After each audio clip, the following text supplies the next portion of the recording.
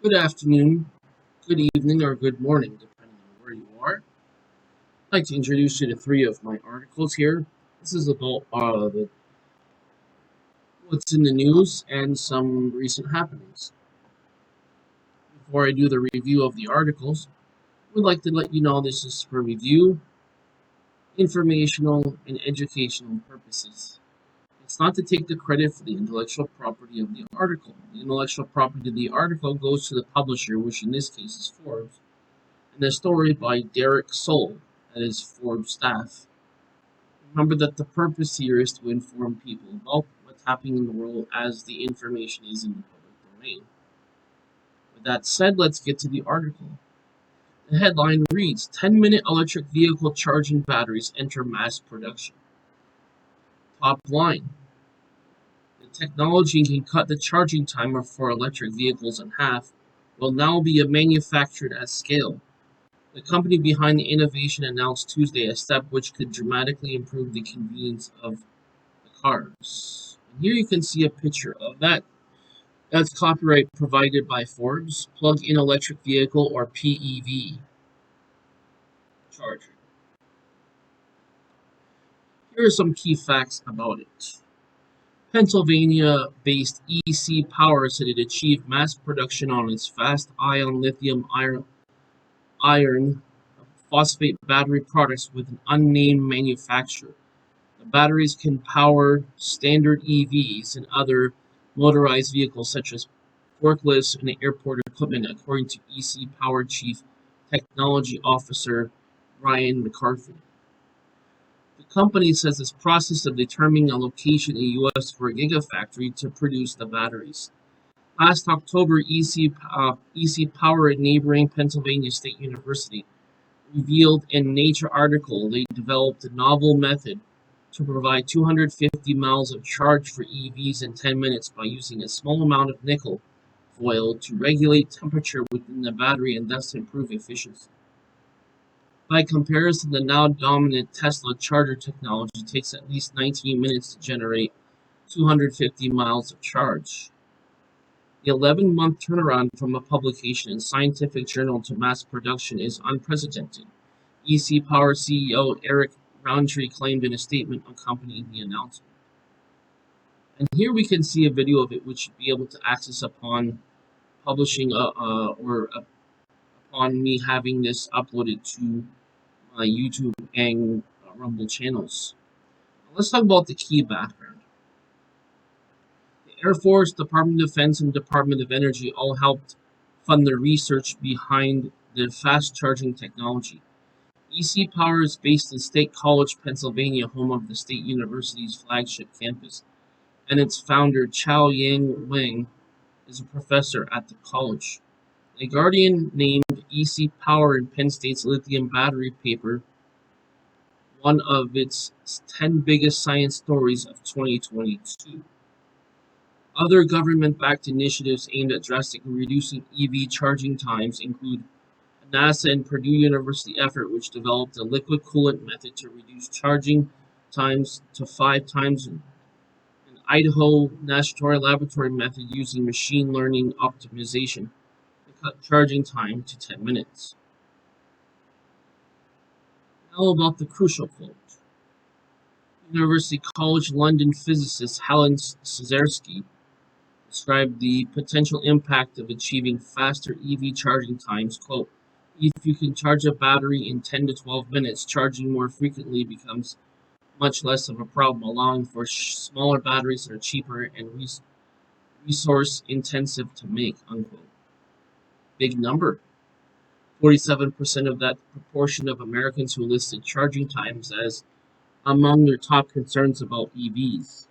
The most popular worry from cost and range, according to Deloitte's annual survey on the state of automotive market.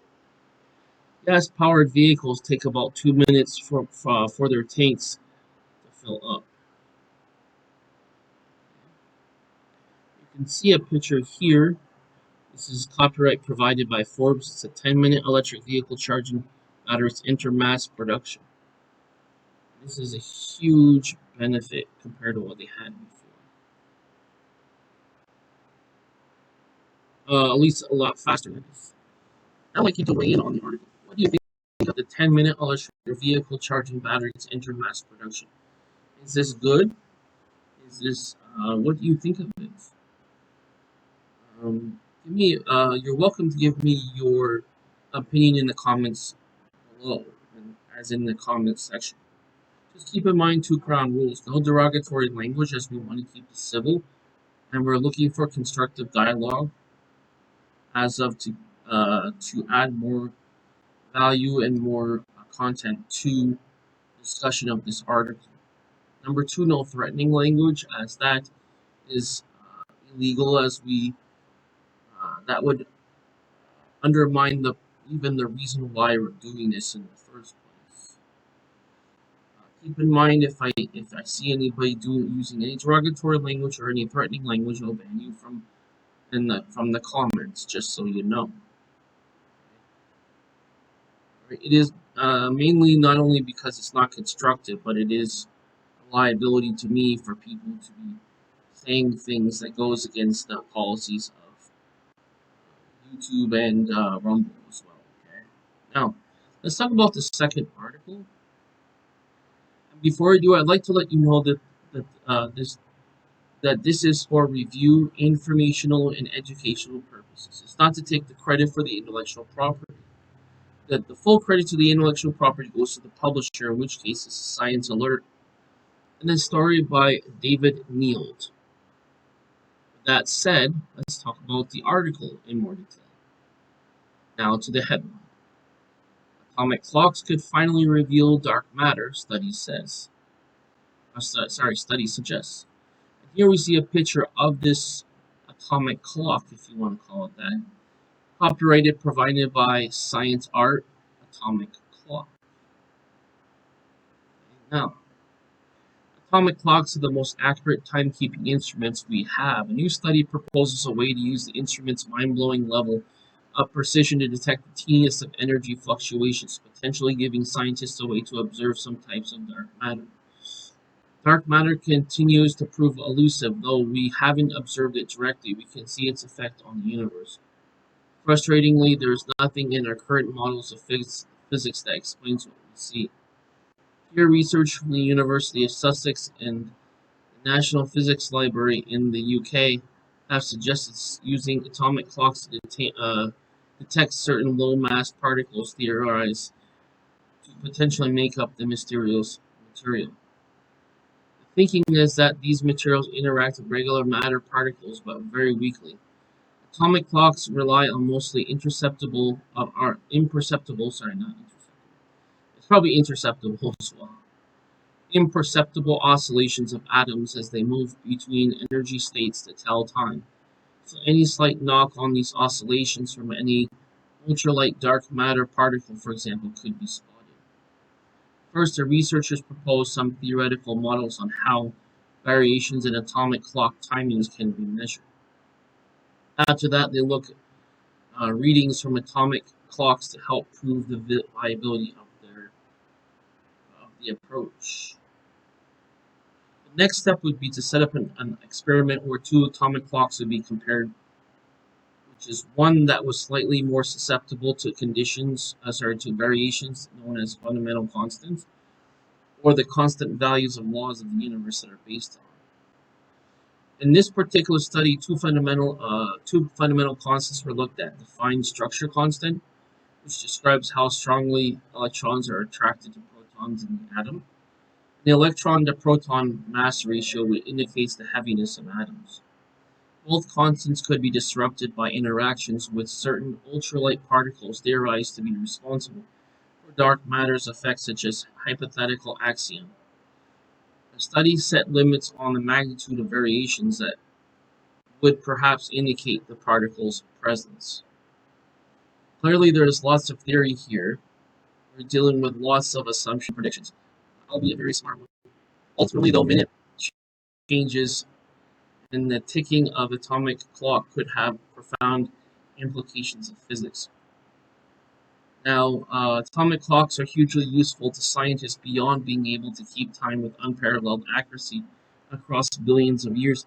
They've been able to measure gravitational redshift, For example, the way that gravity can interfere with time.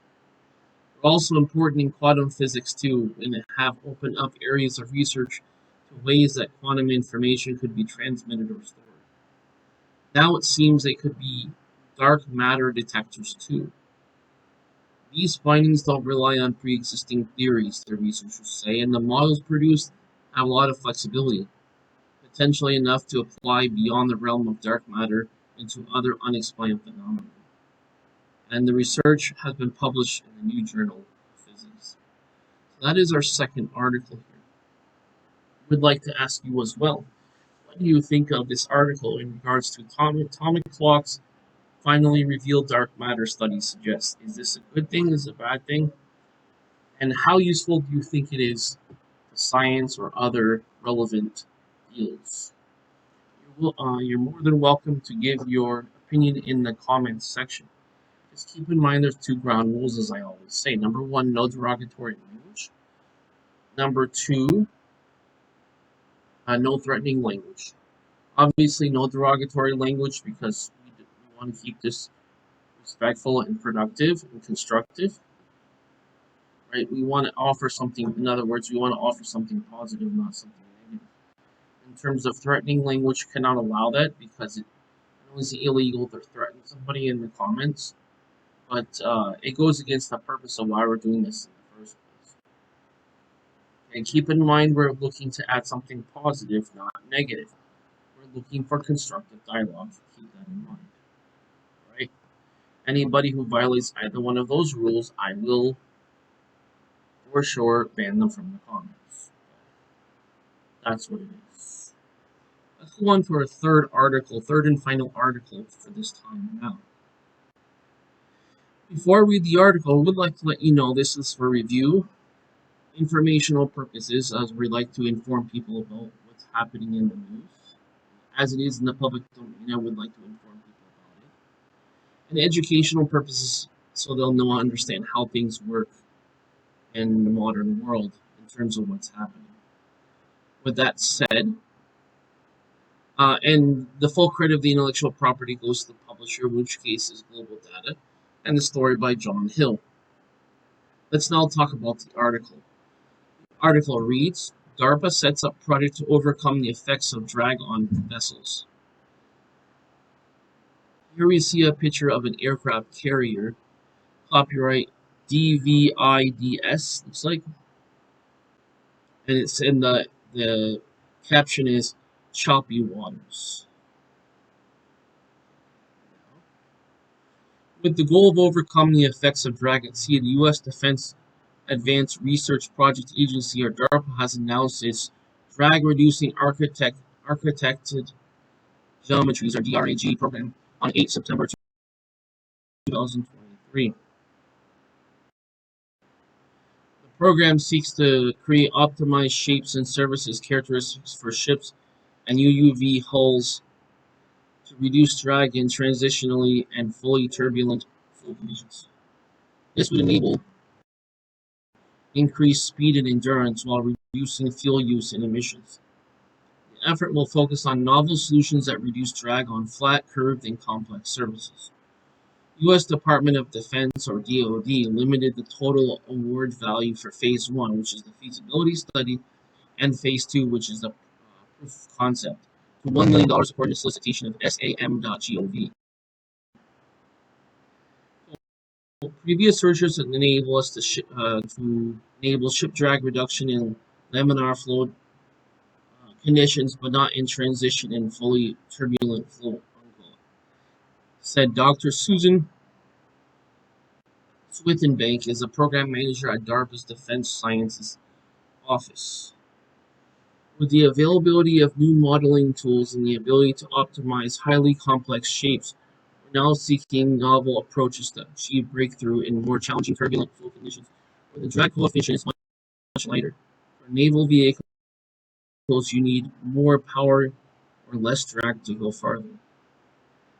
Well, the problem with adding power is that it means you need more batteries, fuel, or a bigger engine, which increases the size of your ship or UUV, adding more drag.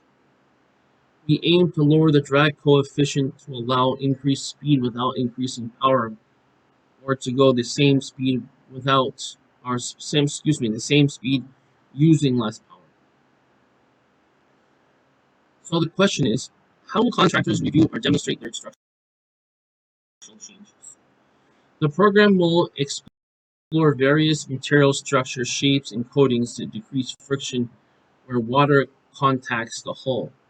DRAG is now focused on biofueling mitigation, developing of new hull materials, manufacturing scale-up, or methods that require active air or polymer injection. The solicitation adds that, quote, performer will develop a service optimization modeling and simulation design tool to enable tailoring of architected, surface solutions for reducing drag, unquote. As part of the agency's modernization, the DoD has embraced new ways of doing things, including but not limited to digital twin technologies, which could provide a useful and cost-effective solution to the drag program. Digital twin technology replicates physical systems and emerges as a useful tool for decision-making, optimization, and simulations across the federal government.